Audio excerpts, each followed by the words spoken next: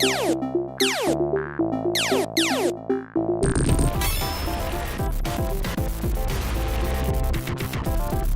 everybody, welcome back to another episode of Good Game RC. We are only a week away from the official release date of the Nintendo Switch. March 3rd. We're a week away. I mean, it's crazy because it feels like just last month it was 2016 and we were just finding out about what this machine actually was, but now here we are and the machine is almost here. In a week, next Friday night, I'll probably be eating pizza, having a root beer, and playing some Zelda Breath of the Wild. Who would have thought? You know, it felt like this day would never come. So I am very, very excited about it. And as I say that, you know, this is sort of a follow-up to let you know that I decided to keep my pre-order of the system. And I sort of wanted to go into why and kind of go over some of the controversies that have been going on with Nintendo and the system and everything lately. So Zelda Breath of the Wild is the main reason I pre-ordered this system. I was going to get it on the Wii U, and by the way, the past couple weeks, I got my my Wii U gamepad right here.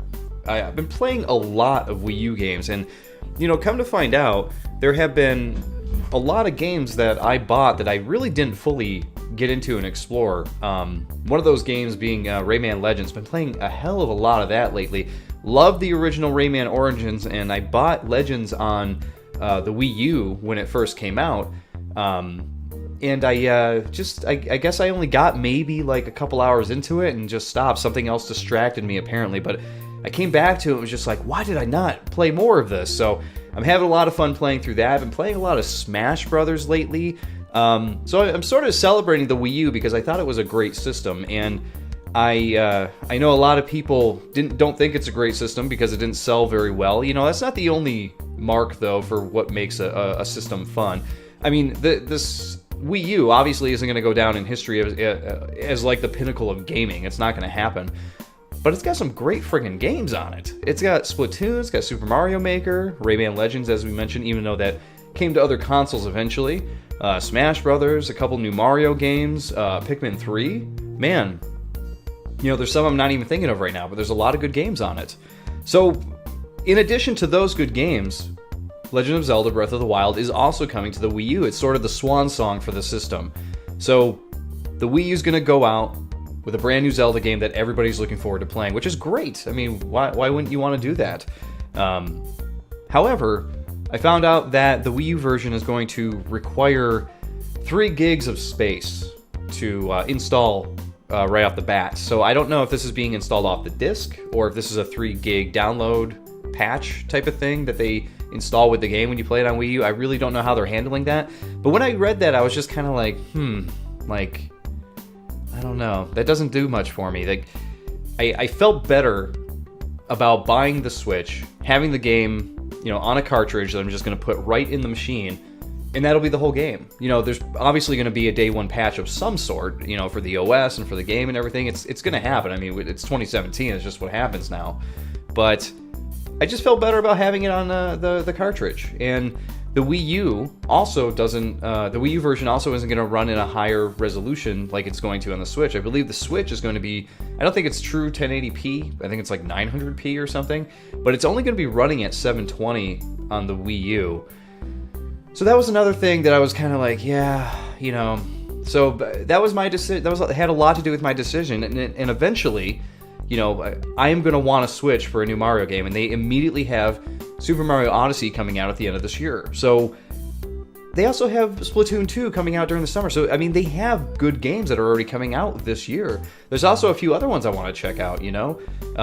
But regardless, like, they have a pretty good lineup for the first, you know, 9 months of the system. And those 3 games, Zelda, Splatoon, and Super Mario Odyssey, are going to be 3 games that I'm probably going to play the hell out of. So for me, it made a lot of sense to keep my pre-order. Now, I don't know how people are going to feel about actually playing Zelda on the Wii U. Maybe it's going to be fine for you, but I feel like there's going to be yet another thing that's going to be like, yeah, and the game is locked at 30 frames per second, and there's going to be dips in the quality, because it sounds like the reason they delayed it, and I could be completely misinformed on this is just my take, but the reason they delayed the game in the first place was probably because they decided, okay, This game is not going to sell. We put a lot of effort, time and effort into this game. It's not going to sell very well in the Wii U because we've only sold 12 to 15 million units of this around the world.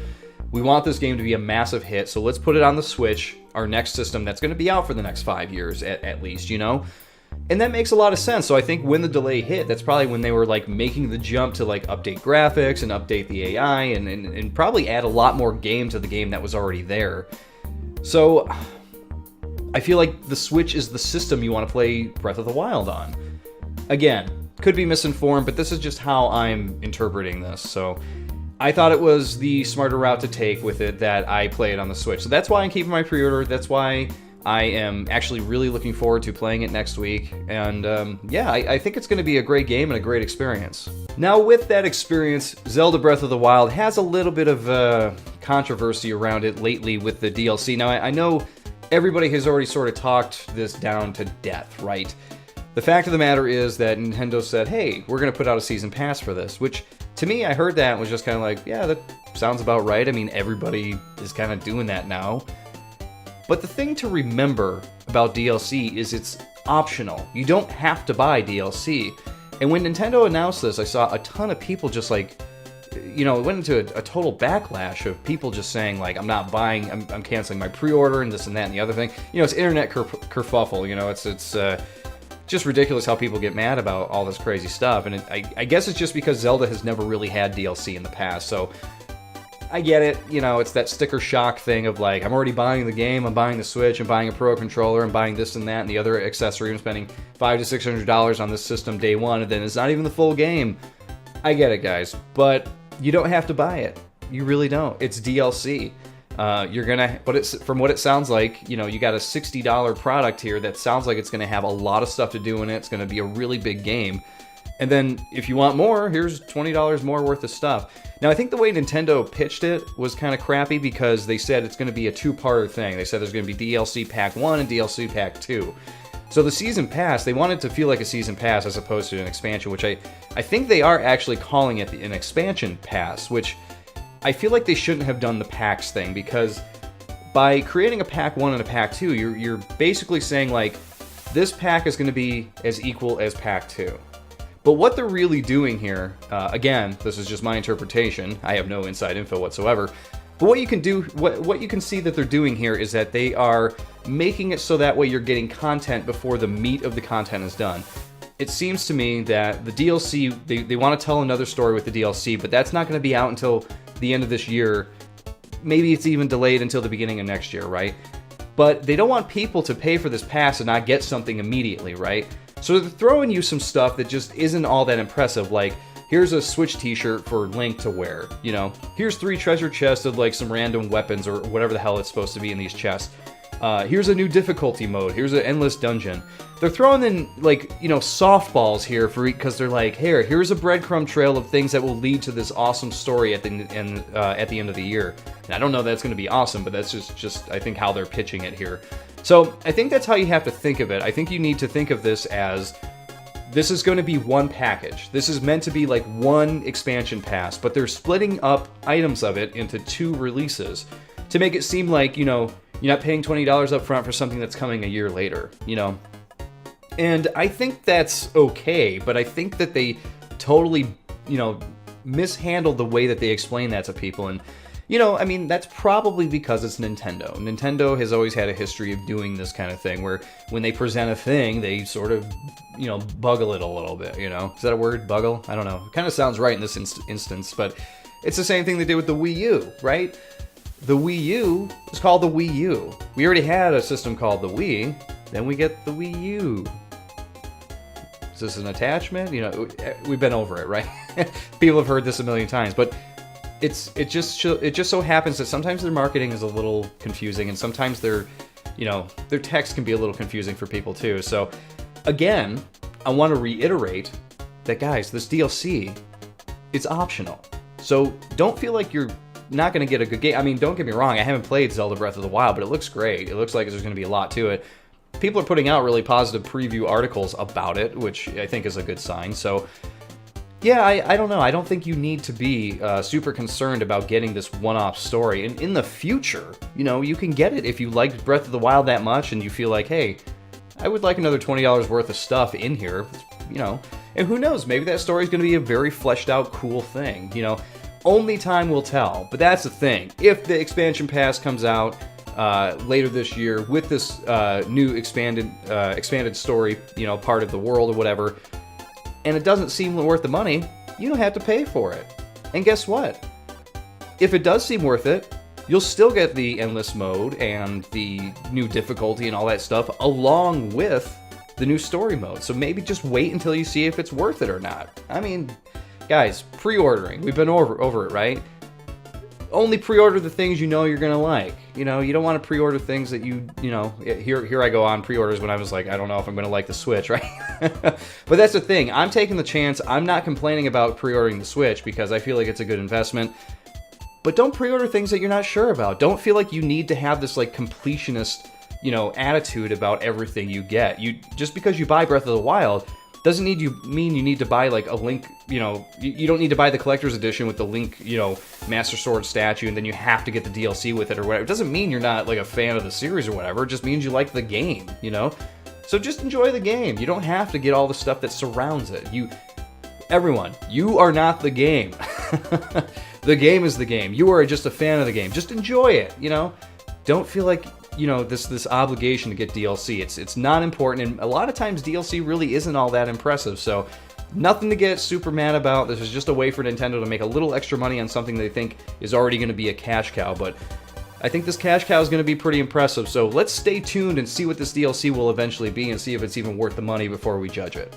Now, one more thing that people were talking about with the Nintendo Switch that I almost forgot to mention was the size of the game cases. I see a few people were writing articles on different game sites basically saying, like, Nintendo is wasting so much space in these new game cases. Like, there's a, you know, nothing but the game inside the game case, you know, in the little plastic prongs, and then when you open it, you get a sort of a piece of art in the background for the game. So it's basically you have game cover, back cover, open it, tiny little space for the little tiny game cartridge, and then like a big expanse of like a piece of art on the back of the plastic. So people were writing articles saying like Nintendo's new cases are wasting a ton of plastic, and there's, you know, probably tons of people talking about how this is bad for the environment, tons of wasted plastic, that kind of thing. And while I agree to an extent, I will completely agree that this is a waste of plastic. These things should be the size of like Vita cases, you know what I mean, or even 3DS cases. However, the problem here is that people like big stuff, okay? Now, if you look at the way people buy things, at least in America, people like big. When they buy things, they want like the biggest meal they can get for the money. They want the biggest vehicle they can get for the money. And it comes the same with, you know, any kind of a gaming device too. If you look at how big some of the game systems are, it's because they know that Americans like that. They put on, it's not so much like what's inside that counts, it's on the outside that counts. You know, they want something gigantic that when people come over and they're like, wow, that thing's big, it must be, you know, super powerful. You know, it's that mentality of like, you know, truck to game system to whatever, you know, to meal to whatever else it is in your life. And it relates with game cases too. You notice that the Vita did not do very well over here, and part of that is not just because it's a portable, but also because even though I love those tiny little game cases, I have no problem with size. Like, I think they're really cute and really cool, but that's the problem, is people don't want to buy cute. They want to buy big. They want something impressive. So these Nintendo cases, they sort of have to fool people into thinking that there's much more in this case than just like a tiny little game cartridge, right? I guess sort of in a way it's contradictory because you know that it's a portable system with the Switch, you know it's going to be small, but if you know, get a game case that's the size of a Vita for this like really big system that's supposed to be a landmark system on a television, people are going to look at it and go like, how is that a game? And people are going to think, is it just like a slip in there, like a download slip or whatever? There's a little bit of psychology that goes into this.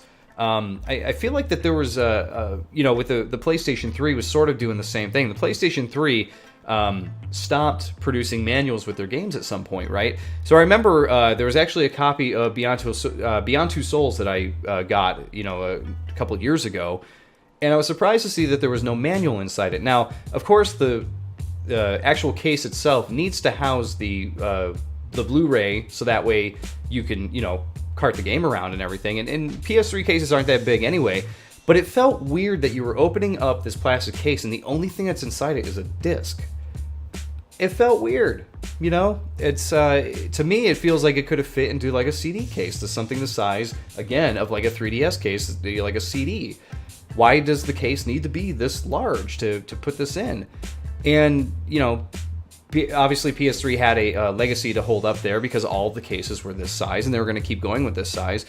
But I think it says the same thing about the Nintendo Switch. The Nintendo Switch doesn't want to come off as cute. It doesn't want to come off as small. It wants this small cartridge to come in a slightly bigger plastic case, so that way people, when they buy it, they're buying something tangible. It feels big, and they're not just like, what is this tiny little flimsy thing I got here? Which I think had a lot to do with why the Vita didn't sell all that well. I mean, regardless, the marketing for that wasn't great either. But people are looking at a tiny portable. They're looking at tiny cases for this portable. And I don't think a lot of, you know, I would say like normal people just walking down the street who want the bigger, better deal all the time are going to look at this as like something that's worth their money. Now, last but not least, with some of the controversy that's happening, I just read about this morning. The JoyCons on the Nintendo Switch, I guess, are having some problems reading with the system. I guess during certain players' playtime, this is all pre-release, by the way, but certain people who were sent Nintendo Switches, not me, because I'm not any kind of a journalist or reviewer or anything like that, but I guess they were sent, you know, pre-launch systems, and I guess one guy, maybe two people were having problems playing Zelda where one of the Joy-Cons was actually shutting off on them. Then I guess there was some video that GameXplain did where they were putting objects in front of the Joy-Con to see if that was blocking some of the signal, and I guess that was happening. So for those of you who have been watching this video for the past 12 minutes or so and think like, this guy's just completely defending Nintendo on every front, this is something that really has me worried, because as someone who has pre-ordered the system, I'm really not sure if this is going to be a firmware update on day one, that they're just like, no, you know, this isn't a problem. This is something we already fixed. We knew there's an issue. On Friday, when you update it and the update goes live, all of this will be fixed. Nintendo really needs to get in front of this stuff and talk about it. You know, they need to just immediately be like, hey guys, we heard you're having an issue here. Don't worry, this is going to be fixed. Or maybe this is something they didn't know. Maybe this guy got one faulty Joy-Con. I really don't know what the exact situation is, but I will say, as someone who pre-ordered the system, it doesn't make me feel very comfortable. As someone else pointed out in the comments for GameXplain's video, they said that, you know, the Wii remotes with the original Wii had so much, range on them. Now, the thing is, though, that with the battery life on these Joy-Cons, they probably wanted to make sure that the battery life was super long, so that way you could game for like 2 weeks if you're just casually gaming, maybe a few days straight if you're hardcore gaming, and make sure that you're not running out of juice. So who knows, maybe the range has been knocked down a bit, maybe they using a different type of signal that's connecting to the console, even though most everybody believes it's Bluetooth. I really don't know if that's the case because I haven't inspected it myself. No Switch yet, obviously. But there could be a multitude of reasons why this is happening, so it doesn't make me feel good about it, though. And I feel like if I get a faulty Joy-Con or something, it's really going to ruin my experience. I know at some point I am going to get a Pro controller, so maybe that would help alleviate it. Maybe I'll play a lot of my Switch games with a Pro controller, so it won't be an issue. But again, I don't like news posts like this because it makes me feel uncomfortable with my purchase. And when you're pre-ordering a $300 system, which I know $300 isn't like, the peak amount that you're going to pay for certain systems, but it is a lot of money. It's a lot of money for people, and for you to throw $300 at something and then it not work correctly is just a really crappy feeling. So what have we learned today from this video? I guess that I might be a sucker because I pre-ordered the Nintendo Switch. I don't know. We'll see in a week, right? We'll see what happens.